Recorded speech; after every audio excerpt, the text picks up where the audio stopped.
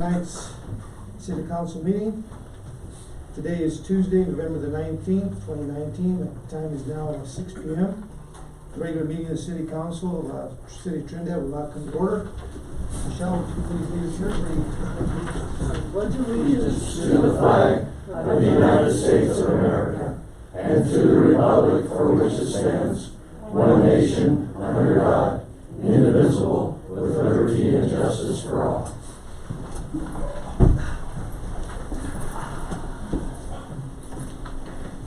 Roll call, please. Bernardo. Here. Riddle. Here. Griego. Here. Lopez. Here. Matei. Here. Miles. Here. Rigo. Here. Item 2, approval of the agenda. Does council have any changes? If not, can I have a motion? Second. Second. Call vote. Bernardo. Yes. Riddle. Yes. Griego. Yes. Lopez. Yes. Matei. Yes. Miles. Yes. Rigo. Yes. Item 3, policy items, staff reports. I guess we don't have any tonight. Petitions or communications, oral or written. Do we have anybody signed up?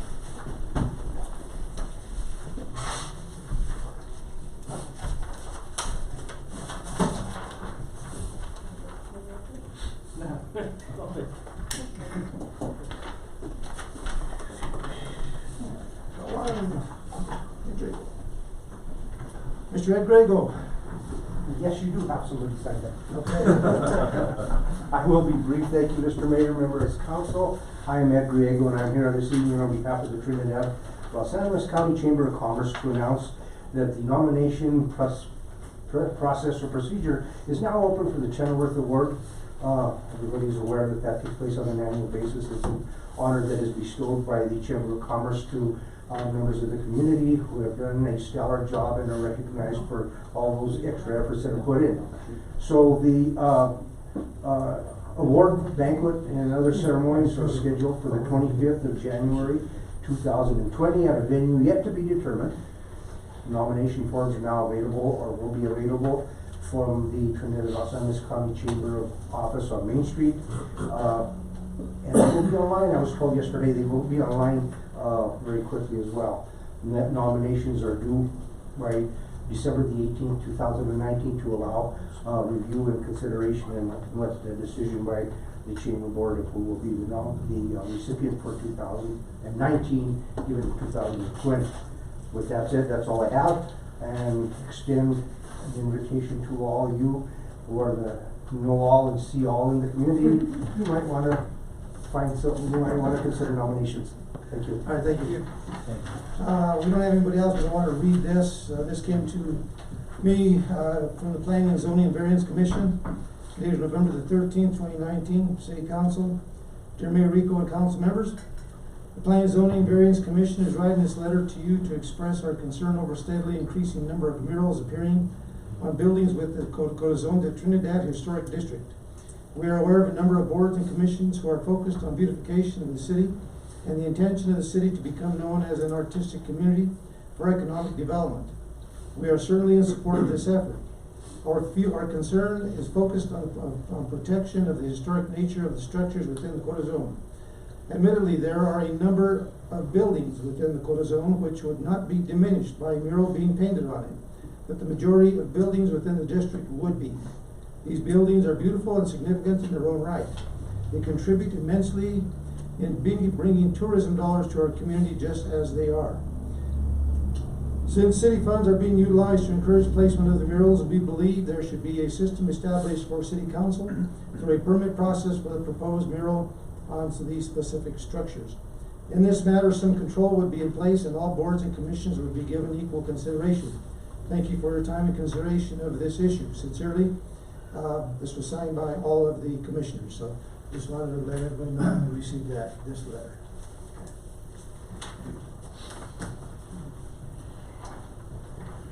Consent agenda, item number 5. Item 5A, approval of the regular meeting minutes of November the 6th, 2019. Approval of the bills for $2,531,914.27.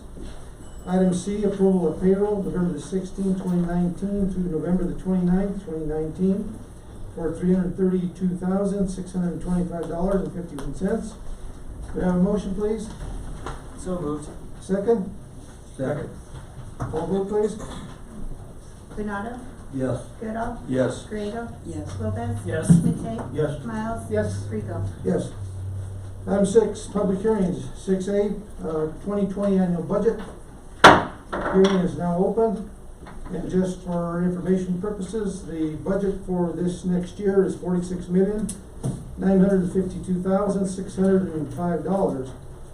And I'm going to read just the individual, not, line items. The general fund, it consists of $13,474,659. The power and light is $9,030,446. The water fund is $6,905,248. The gas fund is $6,157,387. Sewer fund is $2,459,129. Landfill is $394,593. Capital funds project is $8,093,271. The lottery fund is $112,860. The tourism fund is $325,012, for a total of all expenditures of $46,952,605. Does anyone have anyone in the audience really wanting to speak for or against the annual budget? Any questions? Not, hearing is closed.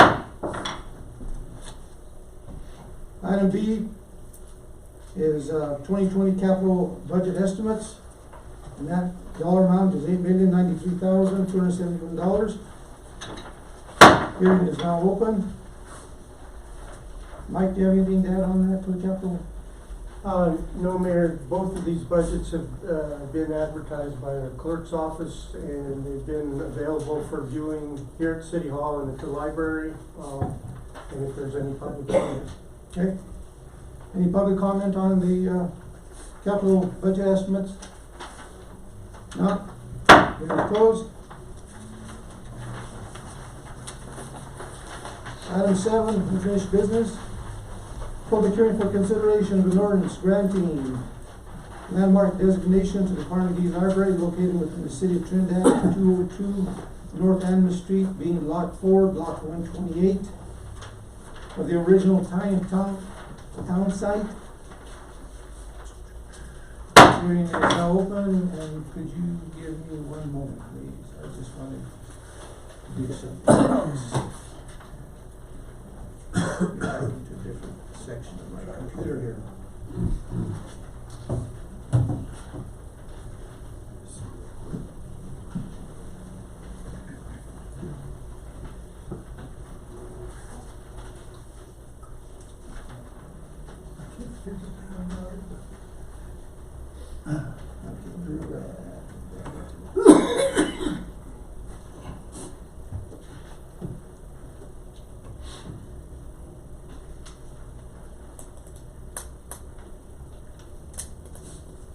Typically, we don't read an ordinance on this, but I just thought it would be kind of nice to be able to do this, being that it's a landmark designation, so it's just a short ordinance I want to read.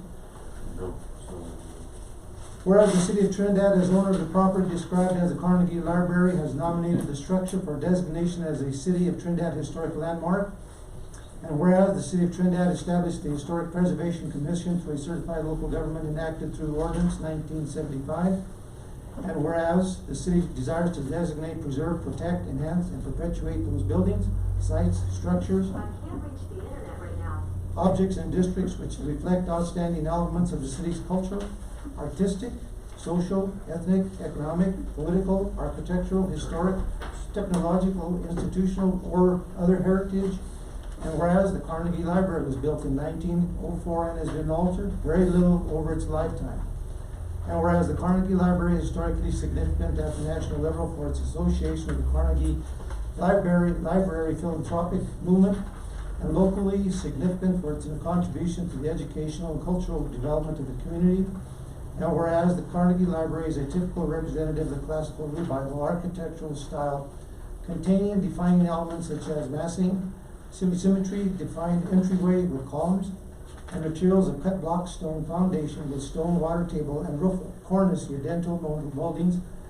And whereas the Carnegie meets the criteria for landmark designation. Now therefore be it ordained by the City Council of the City of Trinidad.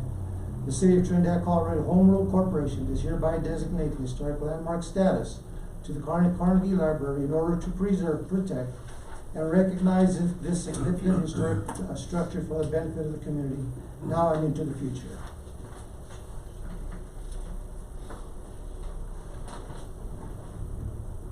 So with that, my public hearing is now open. I'm not sure if anybody here wants to talk. Mike, anything that you want to say? Georgie has Georgie? been instrumental in this, and Thank you, Georgie, for this. Thank you, Mayor and Council.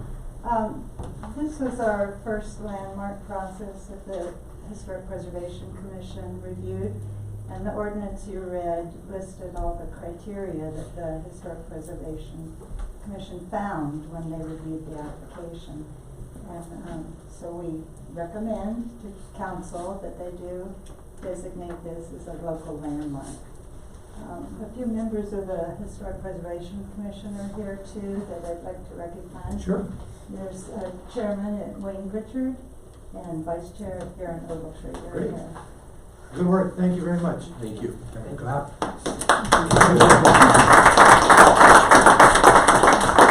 That's all I Okay, have. thank you very much. Anyone else in this audience that wants to speak for or against the consideration of the ordinance? Hearing's closed. Item 7A1, second reading ordinance granting landmark designation to the Carnegie Library located within the city of Trinidad, 202 North Animas Street, being Lot 4, Block 128 of the original town site. Could I have a motion, please? So moved. Need a second? Any discussion from council? Mr. Matei? Long overdue. It's well done. Here. Ditto. I'm excited to see it. It's excellent job, guys, excellent. Call vote, please. Bernardo, Yes. Goodall, Yes. Griego, Yes. Lopez, Yes. Matei, Yes. Miles. Yes. Rico. Yes. Item 8, miscellaneous business. 8A, first reading of an ordinance amending section 10-5-4 municipal court appointment, oath, salary, powers of the code of the city of Trinidad to amend the court cost assessed for court filings and setting a hearing date for consideration of said ordinance at 6 p.m. December the 3rd, 2019. What that will do is that will increase the current amount of the assessed court filing from $15 to $40. We feel it's long overdue, so have someone to introduce, please. So You have a motion? So moved. Second? Second. Discussion? Les, do you have anything that you want to add to this? Mayor, council members, I don't. It was the subject of the work session, I believe, that we last held. And I should say that Judge Nelson and Ms. Sandoval are here in case there are any questions of them, from you. But no, I think this was widely discussed, and the $40 is what I think council's desire was. So I have nothing else unless you have questions of me. Questions? None? No. None? Call vote, please. Bernardo, Yes. Goodall, Yes. Griego, Yes. Lopez, Yes. Matei, Yes. Miles. Yes. Rico. Yes.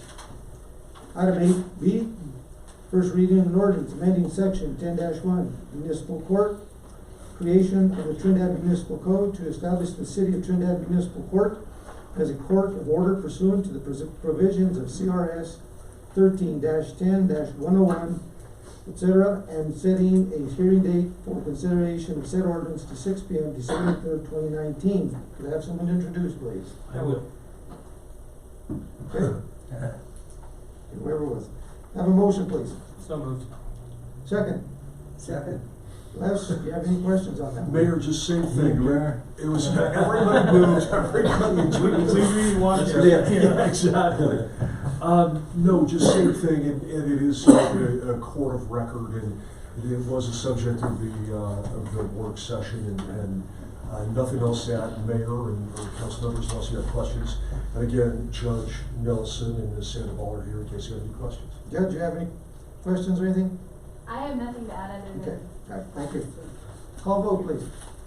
Benado, Yes. Goodall, Yes. Griego, Yes. Lopez. Yes. Matei, Yes. Miles. Yes. Rico. Yes. Okay, first reading of an ordinance appropriating certain sums of money out of the revenues of the city of Trinidad, Colorado to defray and meet the liabilities of the city of Trinidad for its fiscal year beginning January 1st, 2020 and ending December the 31st, 2020.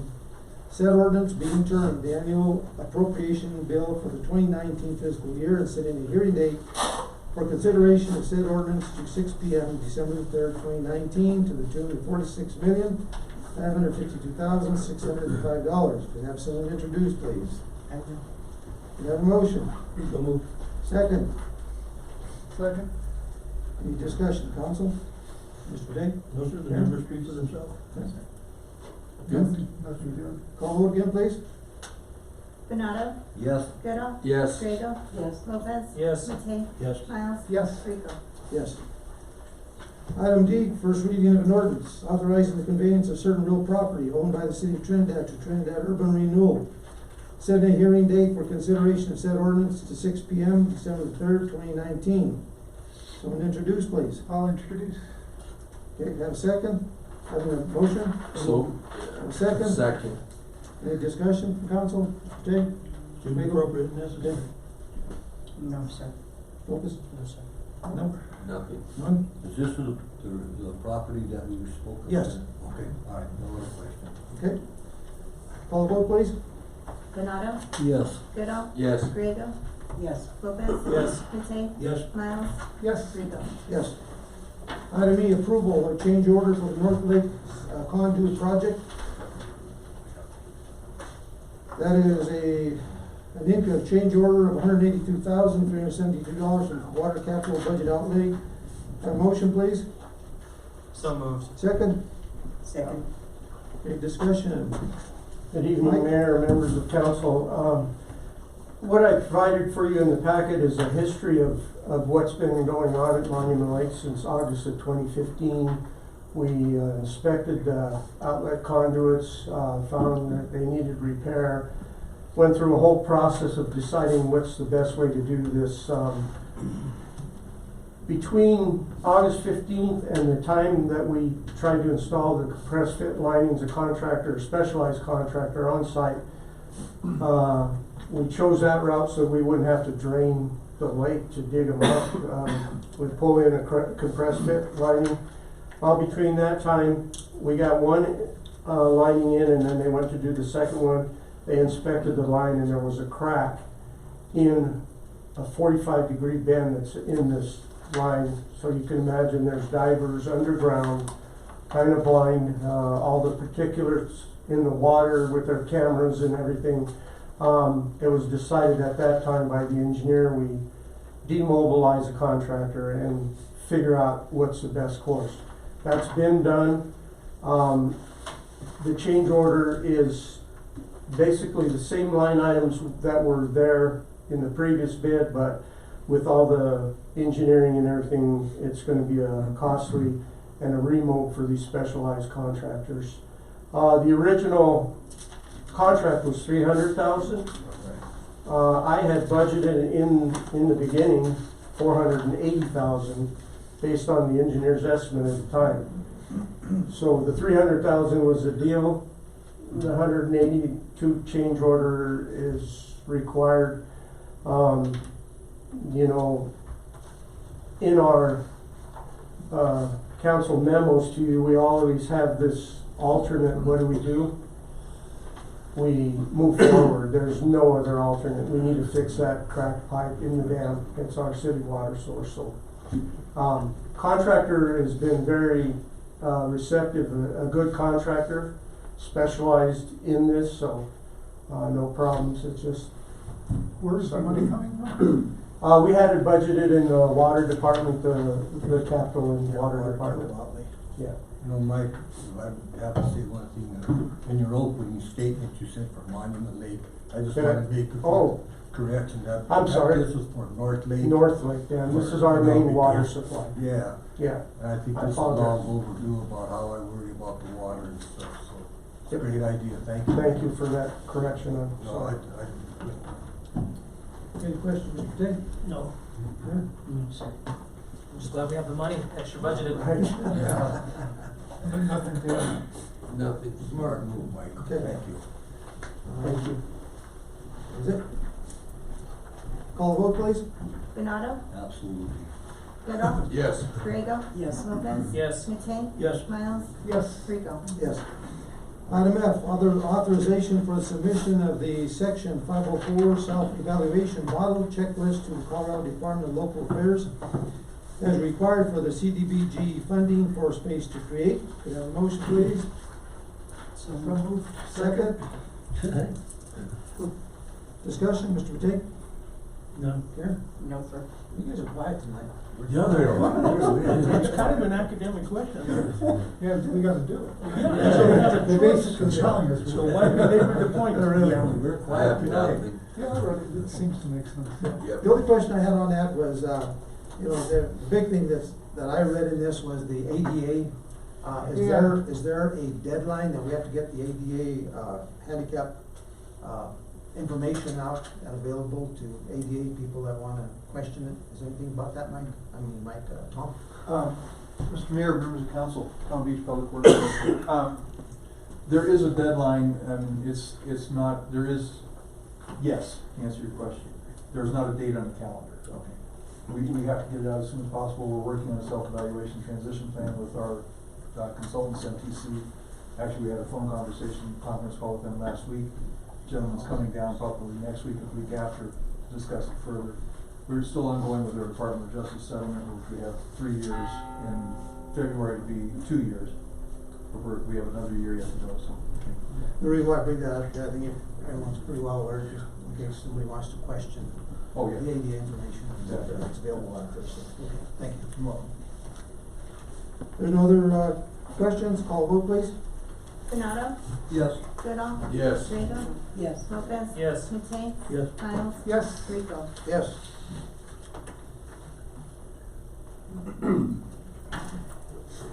Item G, General Service, Trinidad General Services 2018 to 2020 union contract openers. Could I have a motion? Second? Second. Any discussion? Mr. Matei? Again, it's cyclic, the number came up, here we go. Okay. Screen. I agree. I'm done. Okay. I did like the fact that the union members also had to contribute back that 1% back into it, which was a mandate, which kind of, I mean, we have to force our own people to save, which is unfortunate, but it is for their own benefit in the long run. I like that. I think it's a good thing. What I'll do is I'll just mention, for the public here, it's an overall 3% wage increase broken down as follows. Item A, city will increase match to 401A plan by 1%, bring total city match to 4%. B, employees will receive a 2% wage increase. However, employees will be required to increase their 401A contribution to 4%, currently at 3%. That was only all I want to say. Call vote, please. Benado, Yes. Goodall. Yes. Griego. Yes. Lopez. Yes. Matei. Yes. Miles. Yes. Rico. Yes. Item H, Trinidad Police 2018 to 2020 union contract reopeners. Could I have a motion? So move. Second. Second. And before we get started, I know it's pretty much the same thing, but I just wanted to mention that for the audience, let's see what this. That is an overall 3% wage increase broken down as follows. City will increase match to the police pension by 1% to bring the total employer match to 9%. Item B, sworn personnel that successfully complete the 1-year evaluation period will be reimbursed up to $500 for the purchase of a weapon. Additionally, there will be a one-time reimbursement of $500 for a new gun in the event that the officer's gun is confiscated for evidentiary purposes. Okay, motion on second. Any other further discussion, Mr. Matei? No. Okay. That was. Okay. What happens to the Nothing. gun when it comes out of evidentiary? Did you return? So the police personnel that were in the negotiation said it's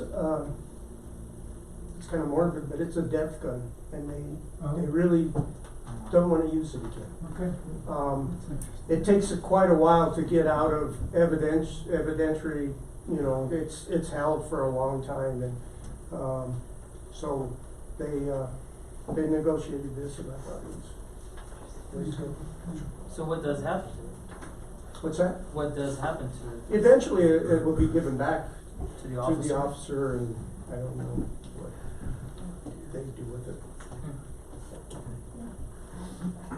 If there's other questions, call the vote please.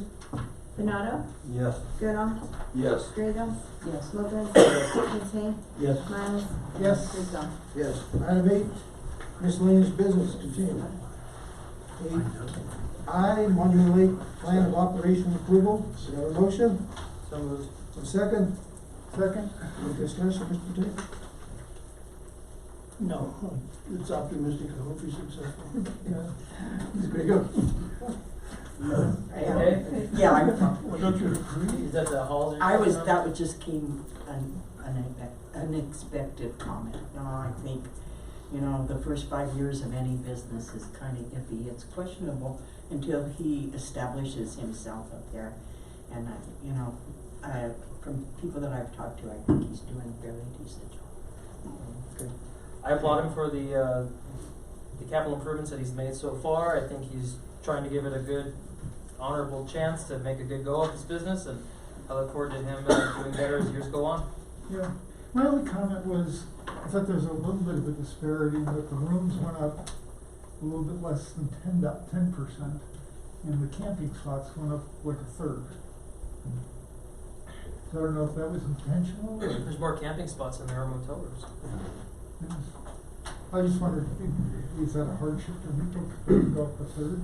The other thing he might have done is he might have checked with other, Right. places that. Comparative. Yeah, it didn't look That might, expensive. that might be what it was. Okay, no more questions. Trustee? I just, all I have to say, I know Mr. Mondragon for several years, and he worked with me on my stations for quite a long time, and, he had a good work ethic, and I think, him moving forward is gonna be a little bit better with it this year, so.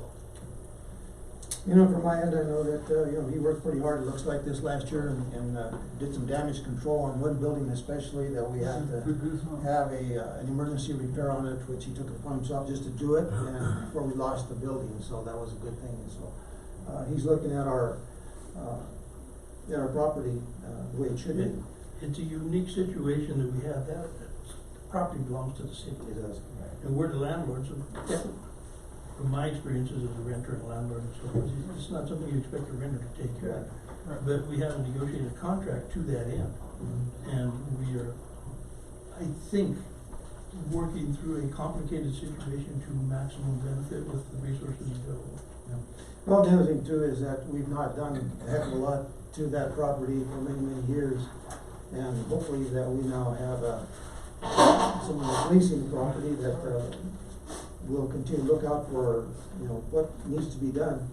And moving forward, I believe that in the budget, we do have a capital improvement line item in there to help in any repairs or any additional things we want to look there this next year. And quite honestly, when I was reading this, I was thinking, in light of what I just told you, that it being a city asset and so forth, should we just do it and hire somebody to run it? But as I spoke with Karen, I don't know that that's more than we can bargain for right now, with the many things that we have going, and this one has potential. Sure. But we have to cultivate that relationship and make sure that it blossoms. Yeah. As long as we have, someone who is intent on doing it for safe years. We don't have either the manpower or anything Right. else to do it, That's- like a that golf was a course, thought. we'd be shot up to whatever. Any other questions? No. None? Call the vote, please. Benado, Yes. Goodall, Yes. Grego, Yes. Lopez, Yes. Matei, Yes. Miles, Yes. Rico. Yes. Okay, on to council reports, Mr. Matei. When we were here, like everyone else, we went over to the library. That's quite impressive. I was in junior high the last time I had a library card. I know. I was weak, but only because I was so moved by some of the stuff that they can offer that I can do from the comfort of my home, provided I have a library card to access the system. And, one would think that, I thought with the internet and all that's available and such like that, a library is kind of like a set of encyclopedias, but that's not the case. This library is very rich in opportunities to assist us as we gather knowledge and point us in the right direction for our endeavors. So I have that to report, and Mr. Valentine had mentioned some time ago about post-election comment about the ambulance district in the hospital and such like that, and Lord knows we don't need to give a mess in that, but if there is, in light of yesterday's article and the many things that seem to be developing, if we and the county commission can serve as, I don't think a facilitator or mediator, that's not what they want, but as a witness, in as much as we and the county commissioners are all elected officials, representative of the public, and the public had a very resounding opinion in the election. As I would, when we talk about our hospital and how we frequently are moved farther north to bigger hospitals with greater medical expertise and availability, to have us not be able to be transported certainly caused me great concern. And as I'm getting older and more things start breaking, being able to go someplace is more important to me than it used to be. So that having been said, I'm wondering if, to your point, if we can in some way or form facilitate that negotiation and agreement, hopefully agreement, so that we all, healthcare is fundamental to everybody in this room. And to have a countywide meeting would be catastrophic, you know, it would be chaos. But us being elected officials to represent the public by virtue of the recent election and the votes cast in our direction, maybe what that does is it entitles or authorizes us to represent the citizens in just the capacity of an observer, to not mediate, but to witness the negotiations that seem or hopefully will occur, so that we have continued delivery of medical services as necessary. Now, that was something, as you know, that we had extended that possibility sometime back, it was before the election. Well, I assure you, this is not an original thought. Yeah, but I know, we tried to do that, but they, Well, I know that we were willing, the county was willing, the hospital was willing, but the ambulance service was not willing. So 70% voters maybe can change their mind. So, and now maybe taking a different angle to it. And I'm not suggesting that we have an active role in it, I just think that we have a representative role so that we can Facilitation. put our eyes on it and see what's going on and how reasonable, how much sense does this make? Kind of like a public impeachment. That was inappropriate, I'm gonna take a cheap shot every time, I could reach out and offer, Just facilitate. write a letter to everybody concerned to say, hey, we are available if you have need for our attendance services. I'm done. Okay. As liaison for the library, I wanna thank all of you that took time that night to go over there.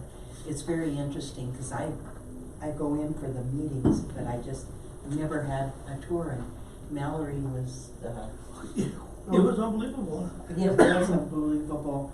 And I just on a note that there's a website that the library hosts called My Heritage. And we've gone on there to see if we could find each other on there. It's supposed to be like an ancestry. The only one we could find was Anthony.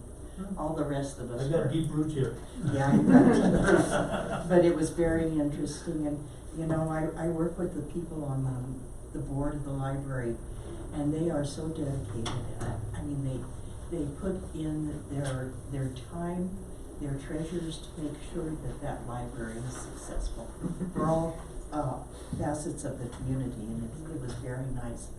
And then today I had a meeting with the Main Street group. I put the Light Up Trinidad, the hometown holidays calendar, I gave it to, they wanted everybody to see what's going on, so they're really involved in that right now. The only other, and they are going to present at the chamber meeting tomorrow, hometown holidays, so if any of you are going, you're gonna get a little bit more information about what they've got going. They're, I think it's taken a little bit of work off your shoulders, hasn't it, Kim? Yeah. I That's, enjoyed doing it. yeah, it's good to know. They're talking about,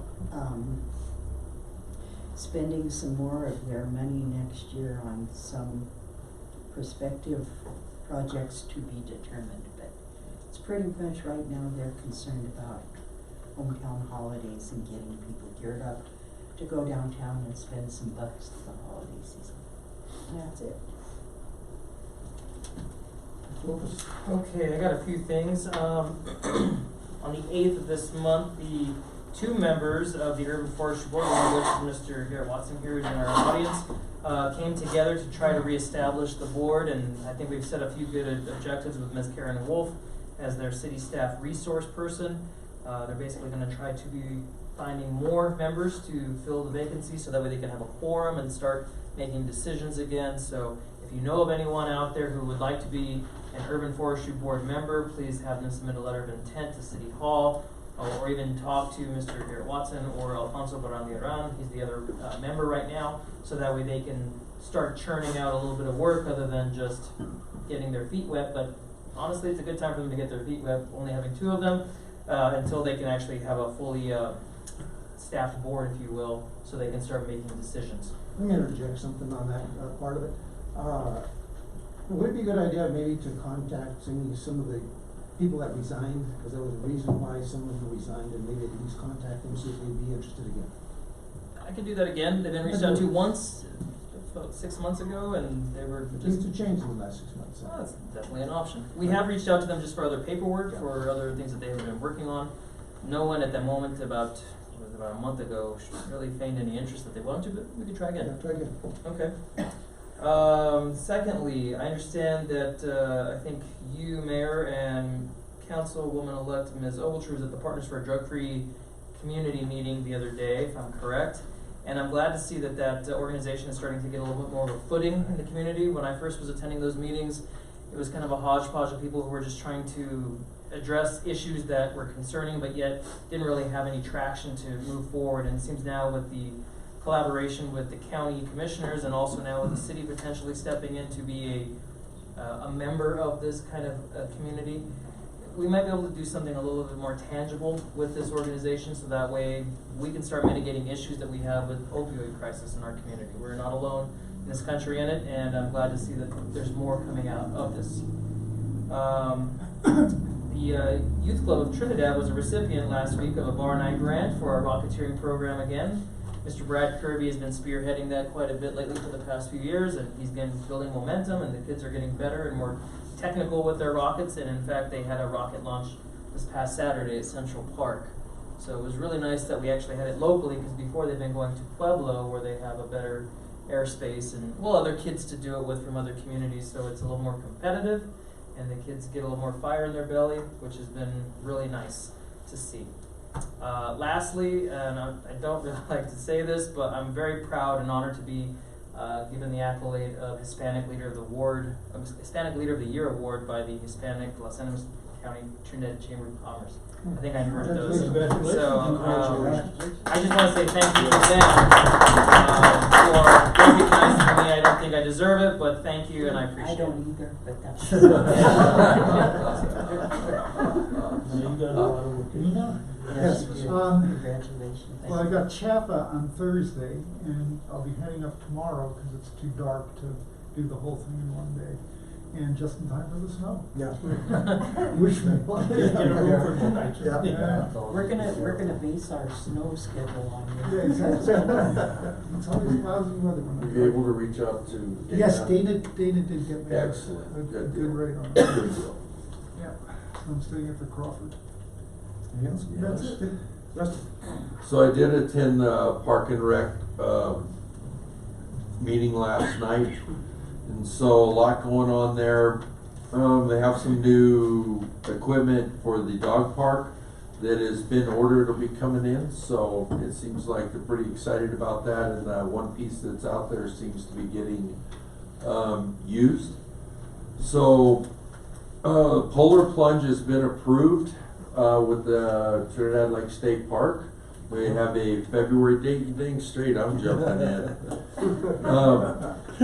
So they had some state agencies down checking out the river, the flow, the bottom, the deep pools, fish survival and everything else. We got the privilege of seeing a 26.5-inch trout in a pitcher in the river. They won't tell us where because they released them all back in, but there are a lot of other fish. I'm guessing the Nature Conservancy is pretty impressed with the state of our river, how well it's doing. They're going to start working for a continuous flow. So it's something that'll run from October through May or whenever it is. But our river's doing good. We had the youth club down from Colorado. If you haven't been down the river walk east of the dog park to see what they did, it's pretty amazing. It was brought up again. I'd worked with Greg. We were looking at an attachment for that trail building machine, a brush hog attachment that comes with that. That would be very well utilized to help do the clean out, make it visible down to the river, cleaning that up. I think it would help with the transient issues we have, making it more visible, and the people be more willing to utilize that area. Thought we had don't we have a brush hog already, Mike? We do have a brush hog that is behind a tractor that can mow the sides of the roads and stuff, but for that application, you can't get that tractor in and around everything. Something I looked at a while back, this came up like probably around the same time as Greg was here. And I know that we have that Bobcat or whatever, that trail builder machine. Yes. And I looked, online, and they have different attachments that Yes, you they can put on do. the front end, so, and they're really not that expensive. They are not. Anywhere from like $1,000, probably maybe to $4,000 or $5,000, depending what you want to do, so that may be something to look at. So I think we have that youth group here for the next three years, if I remember right. They have so many hours. Yeah, for so many hours. So next year when they come back, they'll come from where they left off and come west and work their way on down through here. So I think this machine would really help and accomplish the goal that we're looking for, to make that river more visible, cleaning it up, get it would catch less trash and more use for that. It'll also speed up the process. Yes, it will. Yes, it will. The other thing is, I know we had worked on this for a while and we kept getting dates and we had issues with provider, but the internet, lighting up the downtown area and some of the parks, where are we at with that? Someone asked me about that. It was another deal Greg had worked on with, and I don't remember who Our the previous provider. IT director was working with CCOM. CCOM. It took quite a while to get the agreements in place. I will have to check and see if they are in place, and our new IT will have to work on that, so. There's been a lot of negotiating, and I don't mean to Yeah. interrupt. I know that your question was directed at Mike, but a lot of negotiating over the years and a lot of agreements, even going back to before the prior IT director. But as Mike said, Well, I think it's something with the peak and everything else, and the tourism, I think, increasing. I think it's gonna be important for us to have some internet available. I mean, in this day and time, everybody's glued to those phones constantly. So, I was thinking about it and thought I would bring that up. So, that's all I have. No, I'd just like to see, I'm glad Mr. McKay brought up this ambulance deal. I agree 100% with him that this is a entity that we needed to see in Trinidad. I mean, as far as being transported and stuff. And I know sometimes feathers get ruffled and people take things the wrong way once in a while, but sometimes we gotta forgive and forget. But that's the most important thing I wanted to talk about tonight, because we do need this ambulance. Second of all, I want to say that I did attend the library little get together last week, and I was kind of surprised. I went in there and what I seen was nice. It's clean and the books and everything was really nice. But one of my concerns was so many homeless people that were in there. If there wasn't 12, 15 homeless people in there, there wasn't none. There was more homeless people in the library than most of the people wanted to go. I had phone calls personally saying, Mr. Bernardo, I wanted to go down there. We would go down there and they were sitting outside. There's some in the inside. They you know, we just didn't feel right. And to me, and I'm gonna say what I'm gonna have to say because I'm almost off this council anyway. To me, this library is very important to us too, just like the ambulance and everything else. But the thought of installing needle disposals in the bathroom and getting all, it seems like a center of transients to go by. And it's a shame. It's a shame. Maybe I'm wrong by saying this, but I really don't think I'm wrong. But there's nothing we can do about it. But as I think as we move forward, we have to do something about it. And everybody always told me that, well, they do this in Denver, they do this in Boulder, they do, the hell with Boulder, the hell with Denver. This is Trinidad. If we're not old enough to make our right decisions, that's my belief. I'm going to speak to what I believe in. I don't know what this council believes in. But I'm going to speak until I'm proven wrong, until somebody proves me wrong. That library is a total asset, not only for people that want to know heritage and all this kind of stuff, but for our kids. And that's all I got to say.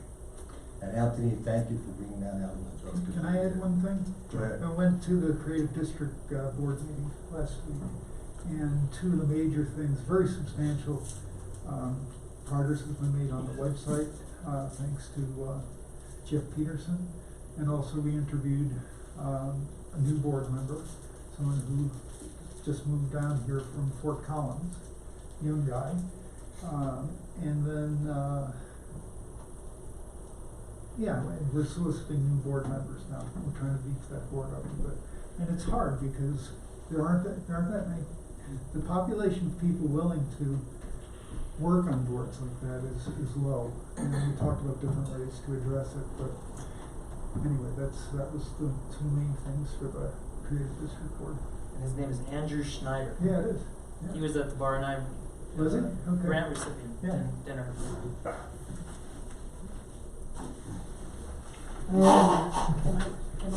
Can I mention something? You know, Joe, you and I were on that tour together, and I did see a couple of homeless people in there that were eating. But it was an open house. You can't discriminate. I'm not saying discriminate, Sheriff. The Let possibility. her finish, please. But, and you were part of the tour that, and Mallory explained specifically what the Sharps container is about. There are people that have sugar diabetes that need to put their needles in there. You go to any public place that's large, that gets a large amount of people in there, they have a Sharps container, and it's, I think, if you precipitate that vision of the library, we're not gonna get anything done. Everybody says the homeless, what do we do, Joe? Tell me. That's the question I don't know. Right. But the thing is this, But is that. it's not accurate, Joe, cause I'm in there all the time. All right, let's go ahead and move on. From my end, I attended the tourism meeting, first one I've had because I've been so dang busy. It was a pretty basic meeting. They just went over some of the items that they want to try to contract with next for the 2020 year, and a couple of other things came up, so it was not very eventful. But I did attend that. I attended the Vets Day dinner, and I think that you were there, and I think Karen, you were there. I don't think anybody else was there, but it was a nice dinner. Every year that they have that, it's very nice. I went to two meetings here recently for the Southwest Chief, and the most recent one was the one that I think concerns what we're doing is we have broken down segments for stakeholder coalitions, and there's the North, there's the Central, and there's the Southern Coalition. What's really odd to me is that we are in the Southern Coalition, but it involves from Colorado Springs, Pueblo, Walsenburg, Trinidad, which is kind of odd. I would have thought that Colorado Springs would have been more of a central position, but that's where it was held, so it was really odd. And what they're trying to do there is anybody, this is open to the public.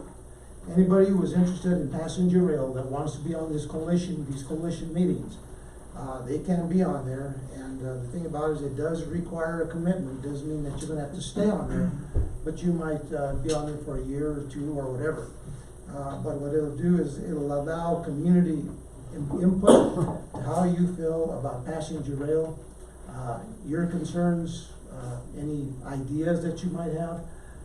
So that was the whole emphasis of the entire meeting. So that is something that is we're going to have another meeting probably in January again. You know, we're not going to have one in December because of holidays coming up. We may move these meetings around. From the next one might be in Springs, it might be in Pueblo.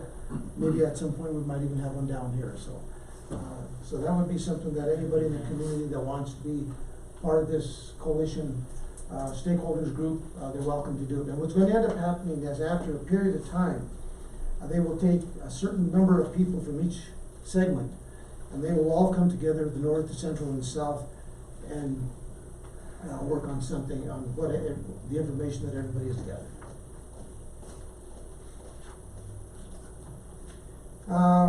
Mike and I sat with the county commissioners.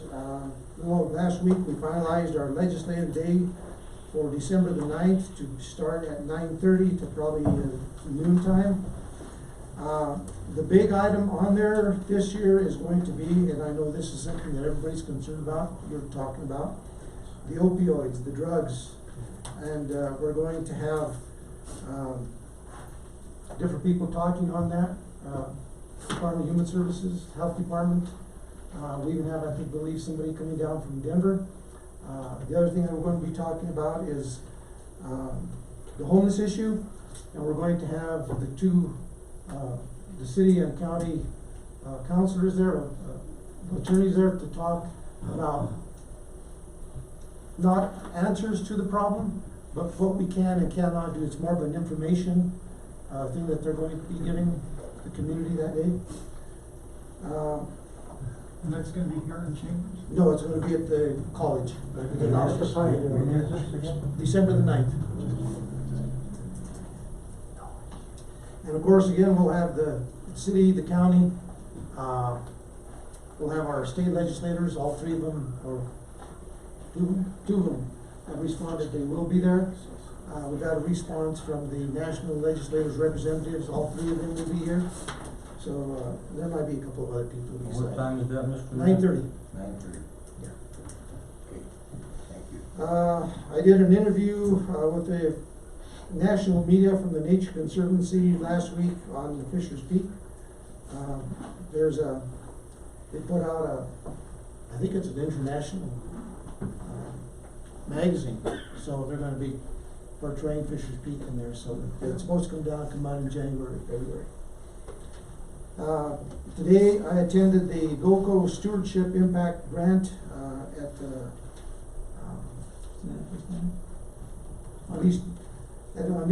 on East Main Street. And that was that grant that you were talking about where they take and started cleaning up the river bottom. Yeah. So after the Julie Knudsen, she mentioned some of the work that they've done, so after the meeting I went down to take a look to see what they've done. It looks pretty cool. Yeah. So they have a long way to go, and that's what we were talking about earlier. If we can get a piece of equipment to help speed up the process, because what they've done is really, really nice. Mike, I just wanted to say, tell the employees thank you for, I know they're working hard on the Christmas decorations. The one thing I know that was brought up last year was if there's a way that they can get some Christmas lights out on West Main Street. I think you have a free by your place for a change. Is there electricity in that? No. Did you notice that little dance studio tonight that, you down there, all lit up? No, I You didn't. look cool. Yeah, I didn't. You looking right by it. The last thing I wanted to mention is, this Thursday from 8:30 to 10, the Marijuana Enforcement Division is going to hold a stakeholder workshop here at council. So if anybody wants to attend. Yeah, I'll be welcome. down here. You want to hurry up and come down? Anyway, Mike, you're on. Thank you for that, Mayor. I was gonna mention that, 8:30 to 10, council chambers, Thursday morning. They're gonna give, the Marijuana Enforcement Division is gonna give an update and presentation. Is it open to the public or? Can we come or not? Sure. We got him invited. Alright, That's 8:30. Mhm. yeah. Keep me out of bed early, Michael. So, in the morning, you can learn about it, the MED, in the evening, at Mitchell Museum, we're reapplying for the Brownfield grant, and the EPA is holding a kind of a public hearing from 6 to 8 p.m. at the Mitchell Museum, and I don't know, Georgie, if you have anything to add on that. It's a public hearing. This is a coalition grant with the county and the town of Aguilar. The current grant we have is also a coalition grant, and we'd like some more money, so we're applying for a new grant. That application would go in early December, and it'd probably be in the spring when we found out if we got the grant. It would be a $400,000 hazardous substance grant.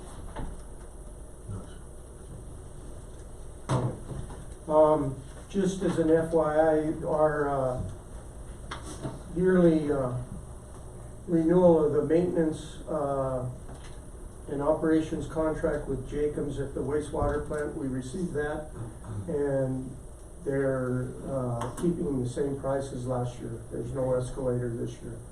They've kind of finalized some things that were needing to be done, and now I think we're on a good track, so that's a good thing. If you haven't noticed, the Southside Park is finally turning green. They're putting down sod, so that's a good thing there. And then some really good news. Just previous to coming up, I checked my email, and we actually have a permit to execute for the trunk line through BNSF property.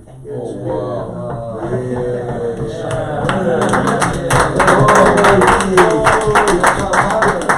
A lot of back and forth and a lot of talk with a lot of people to get that moved.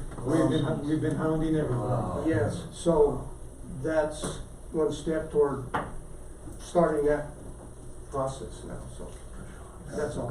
I seen the bathrooms tore down at Central Park in preparation for the new bathroom too. Correct. So that's moving right along, that's good. That's all I have, thank you. One thing I wanted to mention that Mike and I attended, because we were part of the process of interviewing for the Fisher Peak consultant job. We interviewed 3 different companies in the last couple of weeks, and now it's a matter of us getting together and picking one of the companies to do the master plan. So that's right. I thought I'd mention that. So. Thank you, Mayor. You're looking my direction. You're not. Okay. Mayor, council members, and I want to tell you, Mayor, that the only thing I have to report on is the legislative roundtable. And we had a strategy session the other day in anticipation of the lawyers talking on homeless issues. And the session involved or included Mike, Pam Nelson, Judge Nelson, Desiree Sandoval, and myself. And we were talking about what we were going to talk about in terms of homeless issues. And what I want to just kind of let you know, and that is reading from the existing agenda for the Legislative Roundtable, it has the welcome and the introductory things, education initiatives, opioid and substance use disorder, and a number of presenters on that, human services update, and then homeless issues. And so so what that kind of is a discussion of identifying problems and talking about solutions. And I just want to say, it was kind of the consensus of the people who were present in this strategizing session, that lawyers aren't really the ones to talk about solutions for homelessness. I mean, we can talk about legal solutions for panhandling, for sanitation, littering, loitering, and what you can do and what you need to do. And this would be in our 15 minutes that was dedicated to us. But if if you want me to advocate for permanent supportive housing, which I know nobody is, I know, Mayor, I understand, and I'm sorry, this may not be the time or place to be having this conversation, but I wanted to let you know the reason why we're kind of thinking the lawyers may not be the best ones to facilitate or have a conversation on essentially identifying, we can identify the problems regarding, the legal problems regarding the homeless, and if that's what you would like us to do, we can. Let me interject there. That is what we wanted you to do. We wanted to do the do's and the don'ts, what we can do with homeless. It's not a fix. Right. We don't want you to discuss that. Okay. What we want you to do is to inform the public and everybody that's there Okay. what we can and can't do. Okay. It's just an information Okay. item, and that's where I think that you guys have that Okay. answer. It's understood and fine, and I am, more than happy to do that. It's a very lengthy conversation, but I will give the Reader's Digest kind of thumbnail version of what, some of the issues and what governmental entities, in this case especially municipalities, and what can or cannot be done. That's exactly what we want you to do. Okay. Okay. All right. Thank you. That's all I have. Okay, on to item 11, executive session for a conference.